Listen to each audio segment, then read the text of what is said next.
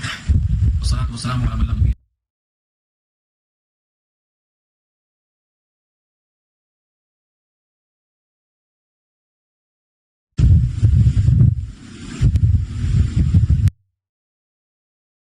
السلام عليكم ورحمة الله وبركاته. الحمد لله وحده والصلاة والسلام على من لا نبي بعده. أعوذ بالله من الشيطان الرجيم. بسم الله الرحمن الرحيم. من ذا الذي يقرض الله قرضا حسنا فيضاعفه له وله أجر كريم إلى آخر الآية. صدق الله العلي العظيم وصدق رسوله النبي الكريم ونحن على ذلك من الشاهدين والشاكرين. اللهم ألهمنا رشدنا وأعذنا من شرور أنفسنا. اللهم وفقنا لما تحب وترضى من القول والفعل والنية. رب اشرح لي صدري ويسر لي أمري واحلل عقدة من لساني يفقهوا قولي. آمين يا رب العالمين. محترم حضرات معزز سامعین میرے بھائیو بزرگوں اور دوستوں میری ماں و بہنوں. آج کی گفتگو کا عنوان ہے سورہ حدید رکوع نمبر 2. گزشتہ آیت نمبر 10 تک بات ہو چکی تھی. آیت نمبر 11 سے آج انشاءاللہ عنوان ہے. آج کی گفتگو میں مومن کا نور ایمان اہم موضوع ہے. اس صورت میں اللہ تعالیٰ نے خاص طور سے اس رکوع میں ایمان والوں کے ایمان کو بشکل نور جو قیامت میں اور محشر میں دیا جائے گا اس کو بہت اچھے انداز سے پیش کیا گیا. اس سے پہلے یہ حکم ہے کہ اللہ کو قرضہ کون دے گا. من ذا الذی یقرض اللہ, کون ہے جو اللہ کو قرض دے. من کے بعد جو زا ہے یا ذالکہ کا مخفف ہے. ذالکہ معنی وہ, تو ذالکہ سے صرف زا لیا گیا ہے. کون ہے وہ الذی یقرض اللہ, جو اللہ کو قرض دے. اس کے ساتھ ہے قرضاً حسنا, اچھا قرض. اچھی قرض سے کیا مراد ہے؟ سب سے زیادہ اچھا قرض وہ ہے جو بندہ اللہ کو دے اور یہاں اس کا مطالبہ نہ کرے, بلکہ اس کا بندہ جب چاہے اللہ دے. اللہ کے نام پر دے دینا یہ قرض حسنا. یوں تو اللہ کا وعدہ ہے کہ ہمارے نام پر دینے والے کو ہم دنیا میں بھی دیتے ہیں اور آخرت میں بھی دیتے ہیں. لیکن بندہ اس نیت سے دے کہ میں اللہ کے نام پر دے دیا اور اس کا مجھے محنتانہ, اس کا معاوضہ, اس کا بدلہ اس وقت چاہیے جب اس کی مجھے سب ضرورت پیش ہوگی. یہ قرض حسنا ہے. فیضاعفہ لہ, بس اللہ اس کو کئی گنا کریں گے. یضاعف کے معنی آتے ہیں دو چند کر دینا. ہر آدمی کا صدقہ کئی گنا اضافہ کے ساتھ اس کو واپس ملے گا. فیضاعفہ, ضاعفہ کے معنی کئی گنا, کبھی ڈبل, کبھی 3 گنا, کبھی 4 گنا, کبھی بڑھتے بڑھتے 100 گنا. یہ اخلاص کا موضوع. سورہ بقرہ کے آخر میں ایک آیت میں اللہ نے پیش کیا ہے کہ اللہ کے نام پر خرچ کرنے والا, اللہ کے راستے میں خرچ کرنے والے کی مثال ہے جیسے ایک آدمی ایک دانہ زمین میں لگاتا ہے. مثلا حبہ, ایک دانہ, حبہ کہتے ہیں گیہوں کا یا کوئی بھی چیز کا دانہ, کسی بھی غلے کا. اب اس ایک دانے سے جب ایک دانہ تیار ہوا تو اس میں 7 بالیاں نکلی اور ہر بالی میں 100 دانے. تو یہ اللہ نے مثال دی ہے کہ مثلا حبۃ انبتت 7 سنابلا, بالیاں 7. اور جب 7 بالیاں ہو گئی اور ہر بالی میں فی کل سنبلہ یا تو حبہ 100 میں دکھا دیا اللہ نے کہ ہم ایک دانے پر 100 دانہ دینے بڑھاتے ہیں. اس خیال سے بندہ دیتا ہے تو اللہ اس کو بڑھاتے ہیں. کتنا بڑھاتے ہیں اس کے اخلاص کا موضوع. وَلَهُ أَجْرٌ کریم, اور اس کے لیے باعزت اجر ہے. کریم کہتے ہیں جب کسی کو کوئی چیز دی جائے تو عزت کے ساتھ دی جائے. آدمی ڈبل کر کے دے گا لیکن یوں پھینک دیا تو ان کے ساتھ. جنتیوں کے واسطے اللہ کا وعدہ ہے کہ کوئی بھی نعمت دی جائے گی تو اکرام کے ساتھ دی جائے. اجر کریم, کبھی کہا اجر کبیر تو بڑا اجر, اور کبھی کہا اجر غیر ممنون ختم ہونے والا اجر, کبھی کہا اجر کریم باعزت اجر یعنی اکرام کے ساتھ دیا جائے گا. مومن کے جتنے بھی اعمال ہیں ان کا صلہ اکرام کے ساتھ دیا جائے گا. یہی ایک داتا ہے کہ دینے والے کو حقیقت نہیں سمجھتا بلکہ کریم کے ساتھ, اکرام کے ساتھ اس کو دیتا ہے. قرض حسنہ کی بہت سی شکلیں ہیں. کسی بیمار کو بیماری میں اس کے دوا علاج میں دینا, کسی ننگے کو کپڑا پہنانا, بھوکے کو کھانا کھلانا, ہر حاجت مند کی حاجت میں لگنا در حقیقت اللہ کو قرضہ دینے کے برابر ہے. کیونکہ اللہ کے رسول نے فرمایا تمام کنبہ ہے یہ اللہ کے, تمام مخلوق اللہ کا کنبہ. کنبہ کسے کہتے ہیں؟ کرانا. بس کرو ایک دادا ہے اب اس کے نیچے اس کے بیٹے ہیں, بیٹوں کے بیٹے ہیں, یہ پورے چھوٹے بڑے جتنے بھی خاندان میں ہے یہ کنبہ کراتا. تو اللہ کے ارشاد ہے اکثر کو عیال اللہ, تمام مخلوق اللہ کا عیال ہے, اللہ کا کنبہ.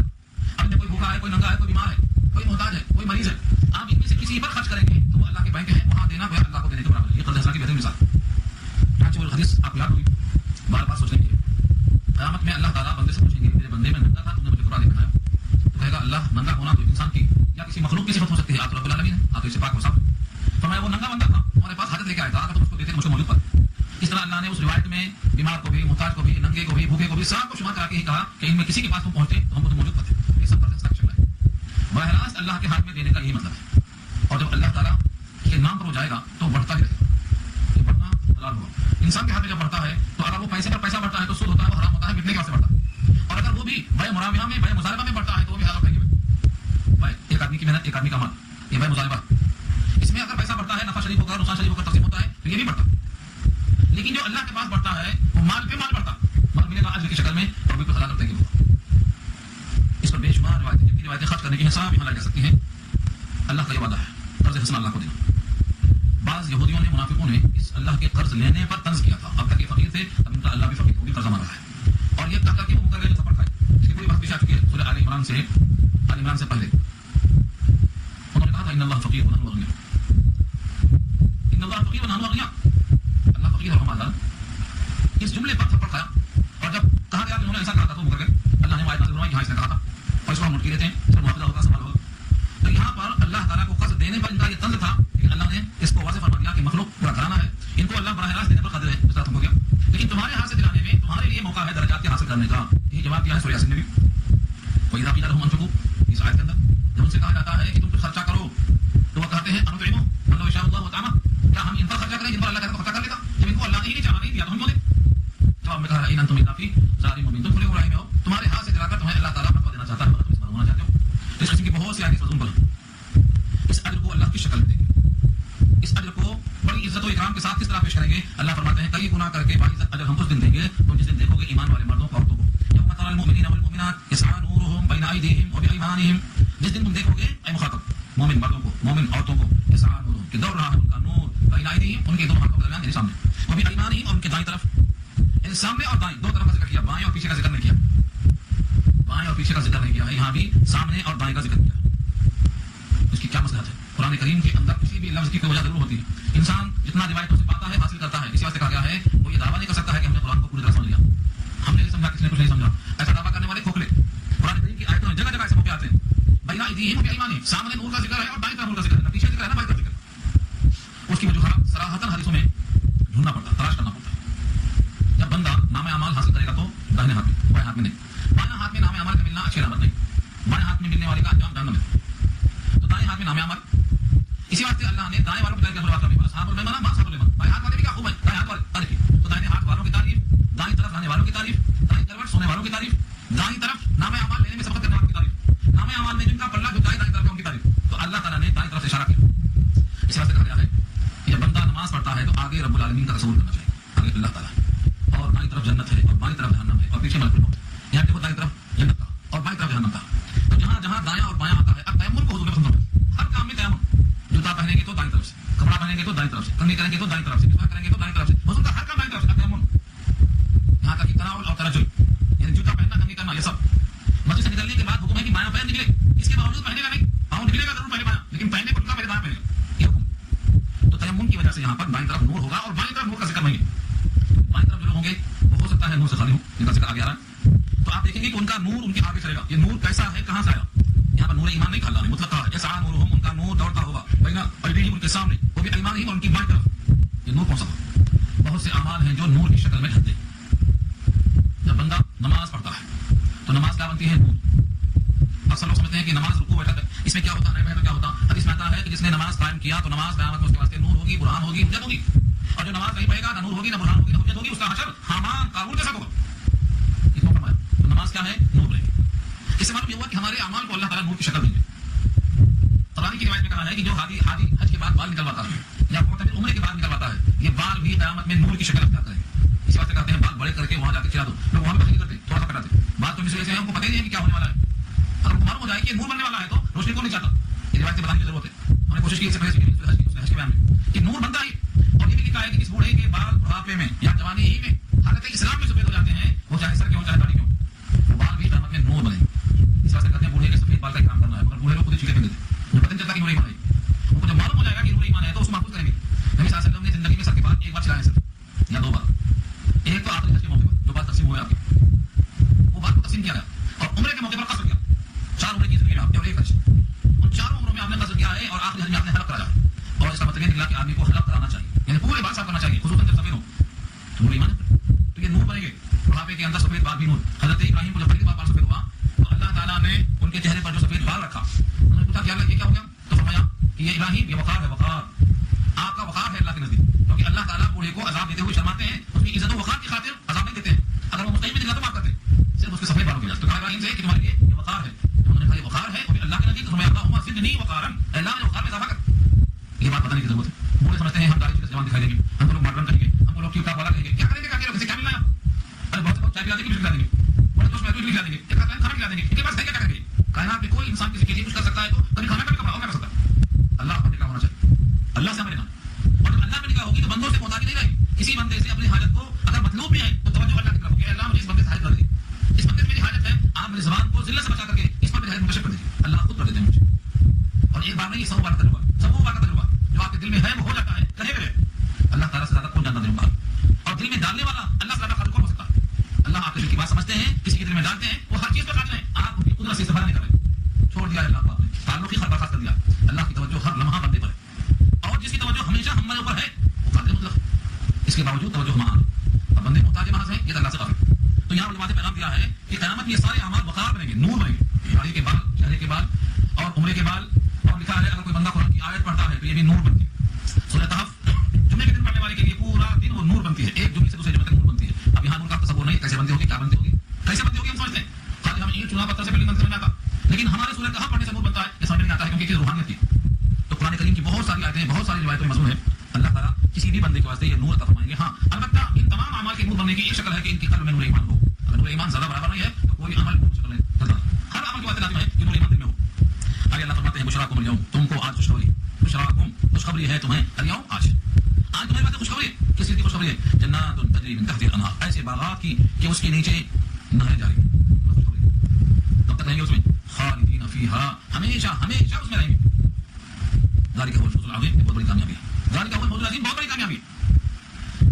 اس صاحب نے ایک واقعہ سنایا، اور وہ واقعہ جو ہے مثنوی ہے، مولانا رومی کی مثنوی ہے، اس کا انتخاب ہے، انتخاب کرنے والے صاحب نے کچھ چیزوں کو جمع کیا کہ ایک صاحب کو آب حیات کی تلاش تھی، آب حیات ایسا پانی جس میں حیات ہو، آب حیات کو تلاش کرتے ہیں، اپنے خزانے آب حیات کے لیے ہمارے گئے، آب حیات کی تلاش میں بہت آب حیات نہیں ملا، مایوس ہو کے تھک تھکا کے واپس آ رہے تھے، کسی بزرگ سے ملاقات ہو گئی، انہوں نے کہا کیا چاہیے، کہا بس آب حیات کے چکر میں ٹھان مار رہا ہوں، آب حیات چاہیے، انہوں نے کہا بس آؤ بتا دوں آب حیات۔ آب حیات کا مطلب کیا ہے؟ ایسا پانی جس کو پینے کے بعد زندگی کا پانی ہو، جس کو آب حیات کہتے ہیں۔ تو سنو میرے پاس آب حیات ہے، اور آب حیات علم ہے، اور علم کا درخت عالم ہے، اور جب اس کو تم حاصل کرو گے تو اس علم کی بنیاد پر ایمان و عمل جب قائم کرو گے تو ایسے باغات میں جاؤ گے جہاں پھر موت نہیں آئے گی، اس پہ ہی کہا خالدین فیہا، ہمیشہ رہو گے۔ ایک بار تمہارا ایمان عمل صالح بن گیا اس علم کی روشنی میں، عالم کے ذریعے سے، تو تمہارے واسطے یہ زندگی ہے جہاں ہمیشہ ہمیشہ کی حیات ہے، یہ ہے آب حیات، اس کو آب حیات کہتے ہیں۔ اور کیا دنیا کا آب حیات اگر پی بھی لیا، بڈھا رخصت ہو گیا تو کیا کرے گا جی، کرے گا کیا؟ کتنے لوگ ہیں جو ایسی عمر کو پہنچ گئے ہیں جس کو ارذل عمر کہا جاتا ہے، نہ ہاتھ کام میں آتا، نہ پیر کام میں آتا، نہ آنکھ، نہ دماغ، نہ عقلیہ، نہ دانت، کیا فائدہ زندگی سے؟ تو آب حیات چاہیے اگر تو یہ آب حیات کی شکل ہے کہ ایسا علم ہو جسے نور ایمان اور عمل صالح ہوتا ہو، اور مرنے کے بعد لاپانی حیات حاصل ہوگی، آب حیات حاصل کرنا ہے، یہ لکھا ہے رومی نے۔ اس کے بعد فرمایا ذالک هو الفوز العظیم، یہی بڑی کامیابی ہے، بڑی کامیابی لوگ تلاش کرتے ہیں، سب سے بڑی کامیابی یہ ہے کہ بندہ ہمیشہ کی جنت میں داخل ہے، برخلاف اس کے جو منافق ہوں گے، مومن نہیں ہوں گے، ان کا حال کیا ہوگا؟ یوم یقول المنافقون والمنافقات، جس دن کہیں گے منافق لوگ مرد اور منافق عورتیں، کس سے؟ للذین آمنوا، ایمان والوں سے کہیں گے، انظرونا، ہماری راہ بھی ذرا دکھلاؤ۔ ابھی آپ گاؤں چل کے دیکھیں، اندھیرا گھپ، خاص طور سے بارش کے موسم میں بادلوں سے تارے نظر نہیں آتے، کوئی لائٹ کا انتظام نہیں، اندھیرا گھپ، گاؤں کہاں رکھے خبر نہیں، کیچڑ ہی کیچڑ۔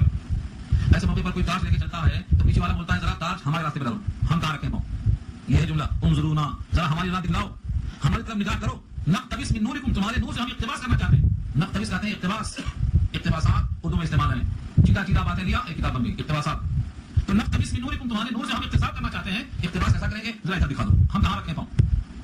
اب یہ کہیں گے لیکن وہ مومن جواب نہیں دے گا، فرشتوں سے آواز آئے گی، وہ ہے قیلا، کہا کہ اس نے کہا، اور قیلا کہا جائے گا، کہنے والا پوشیدہ ہے، اس کو مجہول کہتے ہیں، اس کا سبجیکٹ ظاہر نہ ہو اس کو مجہول کہتے ہیں، کہا جائے گا، مگر کس نے کہا یہ نہیں معلوم، شاید فرشتوں کی طرف سے کہا جائے گا، مگر یہ آواز آئے گی، قیل ارجعوا وراءکم، لوٹ جاؤ اپنے پیچھے، ہمارے ساتھ ساتھ چلنے کے بجائے قیلا کہا جائے گا ارجعوا وراءکم، ہمارے پیچھے لوٹ جاؤ، تمہارے پیچھے لوٹ جاؤ، فالتمسوا نورا، اور ڈھونڈو جا کے نور، نورا نور، التماس ڈھونڈنا، تلاش کرنا، ہاں تم تلاش کر لو جا کے نور کو، ہم تمہارے ٹارچ پیچھے کر نہیں سکتے، ہم تو آگے چلیں گے، پیچھے ہم نہیں سکتے، تم جا کے خود دیکھو۔ یہاں لکھا ہے کہ یہ نور تلاش کرنے پیچھے کہاں بھیج رہا ہے؟ دنیا میں جاؤ، وہاں ہے نور ایمان کو موقع، نماز وہاں، تلاوت وہاں، روزہ وہاں، ایمان وہاں، وہاں جاؤ، وہاں سے لائے ہم، تم وہاں جاؤ۔ دوسری آیت میں یہ ہے کہ اتنا دور سے وہاں ہاتھ نہیں پہنچے گا، وَأَنَّ لَهُمُ التَّنَاوُشُ مِن مَكَانٍ بَعِيدٍ، اتنی دور پہنچ چکے ہیں کہ اب ہاتھ نہیں آئے گا اس دام میں۔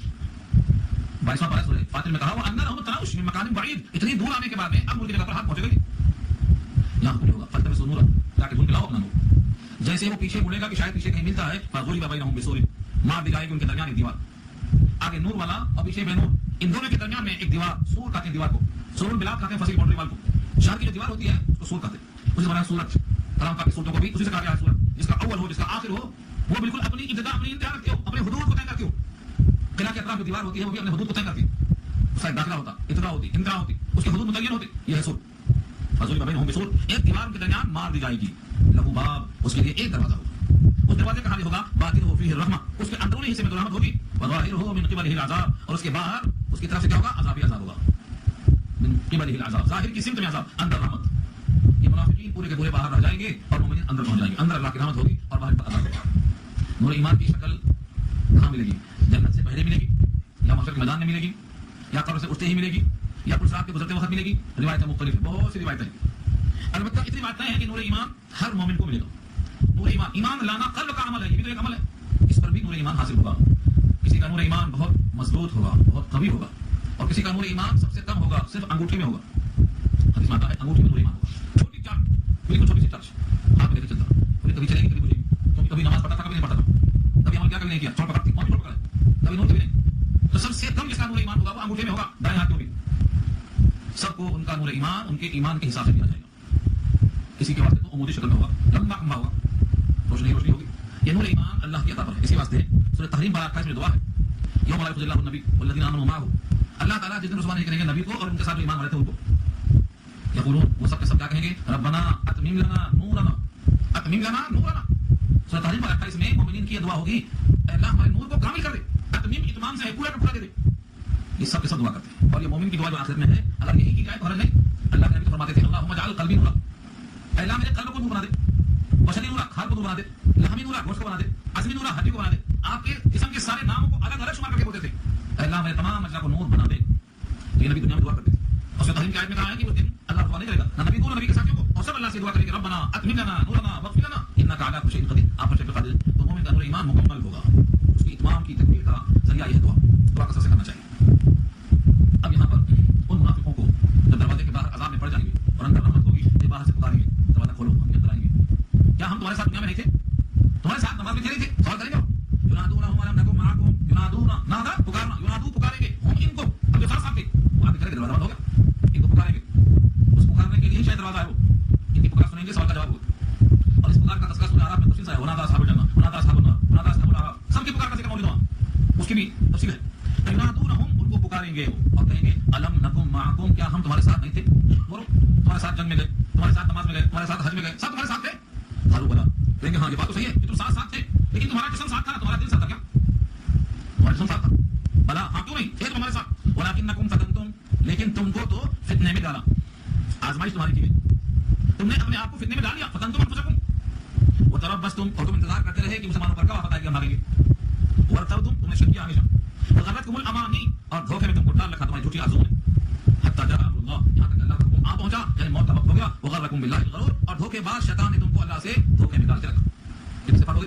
نمبر 1 فتنتم انفسکم، تم کو اپنے آپ کو فتنے میں تم نے ڈال رکھا.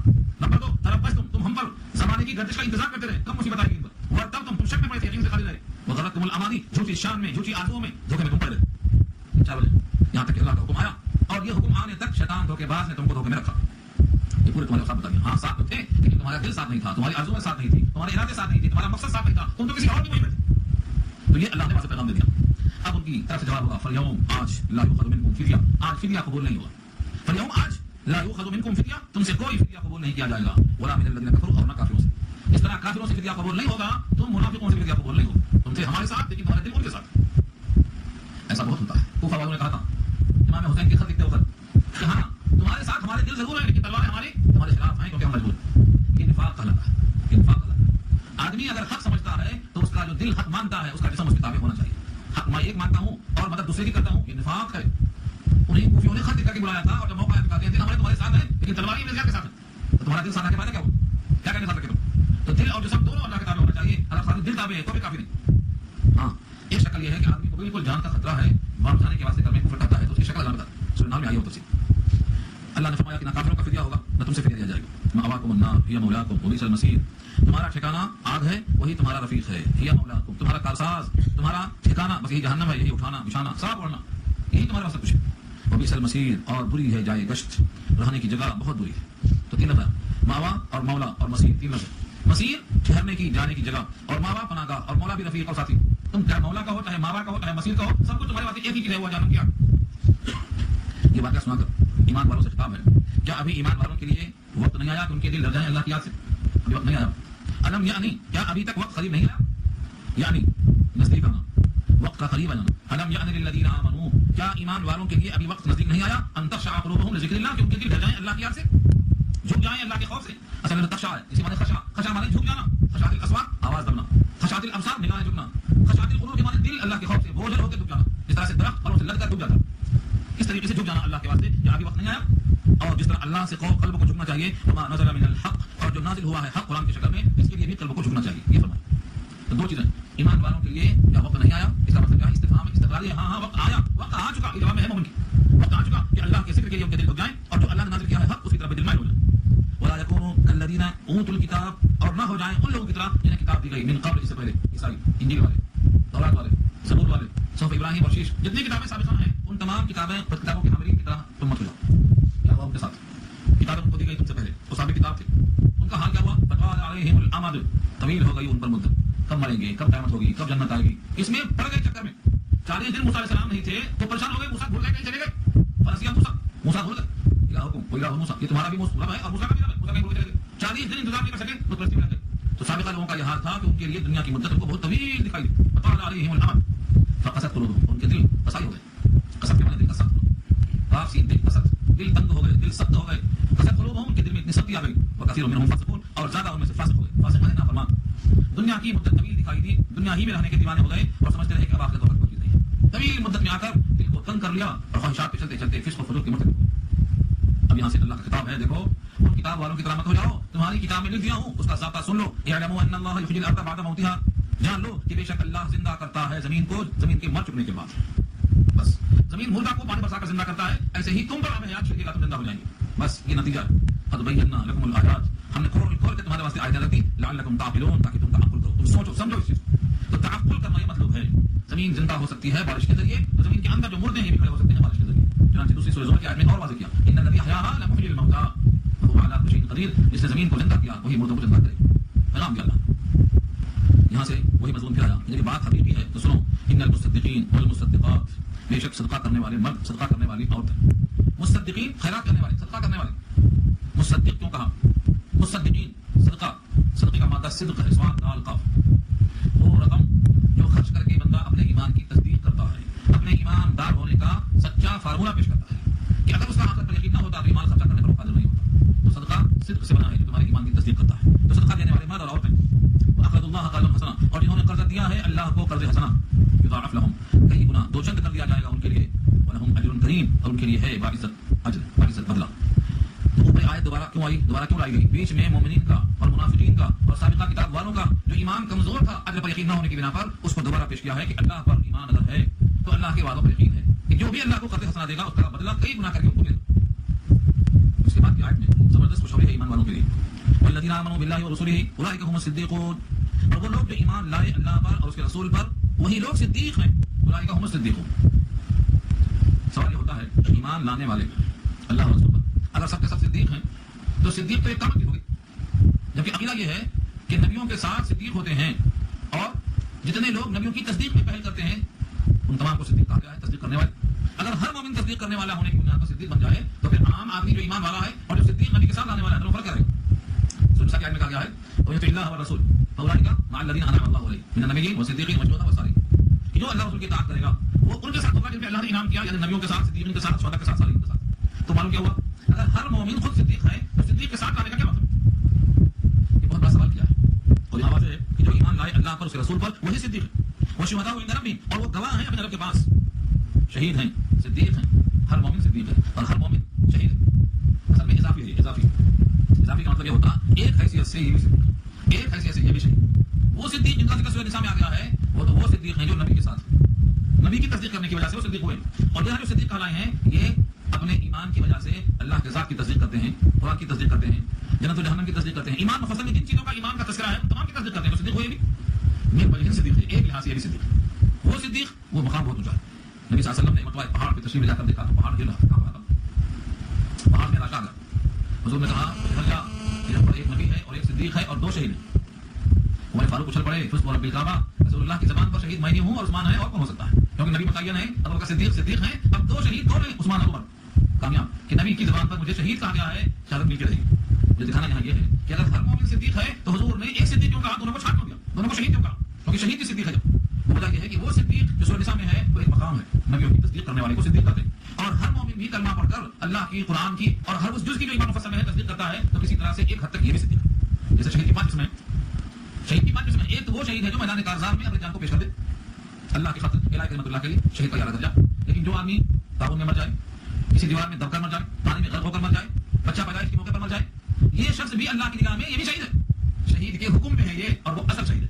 تو ایک کا شہید ہونا، ایک کا شہید کے حکم میں ہونا. یہ سب مومنین صدیق ہیں، شہید ہیں، لیکن وہ صدیق ایک مرتبہ ہے، وہ ہے جو نبی ہوا کرتے تھے. اسی بات یہاں جو آیت میں کہا گیا ہے، اس پر بہت سی روایتیں اور بھی ہیں. والذین آمنوا باللہ، اور وہ لوگ جو ایمان لائے اللہ پر اور اس کے رسول پر، اولئک هم الصدیقون، یہی لوگ صدیق.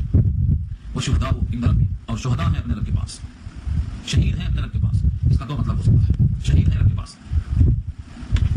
پارہ 17 کی آخری آیت ہے سورہ حج کے اندر، سورہ حج کی بھی آخری آیت ہے، 17 پارہ کی بھی آخری آیت ہے کہ قیامت میں جب امتیں گواہی دیں گی کہ ہمارے نبی ہم تک پیغام نہیں پہنچائے، تو امت محمدیہ گواہی دے گی کہ سب نبی پیغام پہنچایا. امت محمدیہ اس موقع پر جب جرا ہوگی ان کی تصدیق کے واسطے رسول تشریف لائے گی. وہ جو شہداء ہیں وہ کون سے شہداء ہوں گے یہاں پہ مراد ہے، وہ شہداء والمرد، یہ سب کے سب اللہ کے نزدیک شہداء ہوں گے، یعنی گواہ کے طور پر بلائے جائیں اور ان کی گواہی وہاں پیش کی جائے. ایک گواہ یہ. دوسری ایک بات، بہت سے لوگ جنگ میں جاتے ہیں مگر ان کو شہادت نہیں ملتی. شہید اگر وہی ہے جو کام آ گیا، شہید ہو گیا، تو جس نے زندگی بھر جنگیں کی مگر شہید نہیں ہو سکا، تو کیا یہ اس مرتبے سے محروم ہو جائے گا؟ جیسے خالد بن ولید، حضرت خالد بن ولید رضی اللہ تعالیٰ عنہ کو اللہ کے نبی نے کیا کہا؟ سیف من سیوف اللہ، اللہ کی تلواروں میں سے تلوار. لیکن وہ کہتے ہیں دوسروں کو میرا پیغام پہنچا دو، میری موت بھی تک آ رہی ہے، جبکہ میں نے ہر جنگ میں آ کے رکھ مقابلہ کیا. کبھی میرا زخم پیٹ پر نہیں آیا، سب سامنے ہے. ہمیشہ میں یا تو مقدمہ میں تھا یا تو میمنہ میں تھا. 5 ٹکڑیاں ہوتی ہیں جنگ کی، ان کو خمیس کا کسی واسطے آگے والے کو مقدمہ، پیچھے کو ساتھ، دائیں کو میمنہ، بائیں کو میسرہ، بیچ میں قلب. تو فرماتے ہیں میں ہمیشہ یا تو مقدمہ میں تھا یا میمنہ میں تھا، لیکن میں بستر میں مر رہا ہوں. ایسے مجاہدین انہوں نے شہادت کے لیے اپنے آپ کو پیش کر دیا، لیکن شہادت مقدر میں نہیں تھی، ان کو شہادت نہیں ملی. تو یہ کیا حکم میں آئیں گے؟ کس حکم میں آئیں گے؟ کہتے ہیں خلوت صحیحہ ہم اس طریقے حکم میں ہے، بہت پورا واجب ہوتا. ایک مسئلہ ہے سورہ بقرہ میں، اگر کسی خاتون کا نکاح ہو گیا اور اس نے اپنے آپ کو حوالے کر دیا، خلوت صحیحہ ثابت ہو گئی، کچھ بھی نہیں ہوا، صرف خلوت صحیحہ ثابت ہو گئی، تو اس کو پورا مال ملے گا، آدھا نہیں ملے گا. حکم یہ ہے جس کا نکاح ہو، صحبت نہ ہو تو آدھا مہر، اس کو پورا مال کو ملے گا کیونکہ اس نے اپنے آپ کو حوالے کر دیا، اس لیے پورا کا پورا اس کو مہر ملے گا. تو جو آدمی شہید نہیں ہو سکا لیکن اپنے آپ کو جنگ کے حوالے کر دیا اللہ کے نام پہ، اس کے واسطے بھی وہی مقام ہے. یہاں وہی شہداء مراد، وہ شہداء والمرد، یہ دوسرا قول. اور تیسری بات تو یہ ہے کہ ہر شخص جو کہتا ہے اشہد ان لا الہ الا اللہ، دل کی گہرائیوں سے یہ سب گواہی دینے والے ہیں. اشہد میں گواہی دیتا ہوں، جب یہ گواہی دیتا ہے اور دیتے ہوئے مرتا ہے تو یہ اللہ کے ہاں گواہی دینے والا ہی شمار ہوگا. یہ ہے وہ شہداء والمرد کی تیسری تصویر. ایسے بہت سے اقوال مطلب مسلم ہیں، لیکن سب کا خلاصہ یہی ہے کہ اللہ پر ایمان، اس کے رسول پر ایمان، یہ دو باتوں کی ضمانت ہے. ایک تو بندہ صدیق کہلائے گا اور ایک بندہ اللہ کے پاس شہید کہلائے گا. دونوں مقام بہت اونچے ہیں، وہ مقام شہادت اور وہ مقام صدیقیت تو بہت اونچا مقام ہے، لیکن ہر مومن من ولی کسی طرح سے کسی حد تک صحیح، لیکن صدیق بھی ہے اور شہید بھی. ہمیشہ وہ شہادت میدان کارزار کی نہیں مل پاتی ہے، تو اللہ نے لکھا ہوگا تو ملے گی، لیکن حکم یہ ہے کلمہ طیبہ میں جو اشہد پڑھتے ہیں آپ، کلمہ طیبہ اثر سے پڑھیں. اور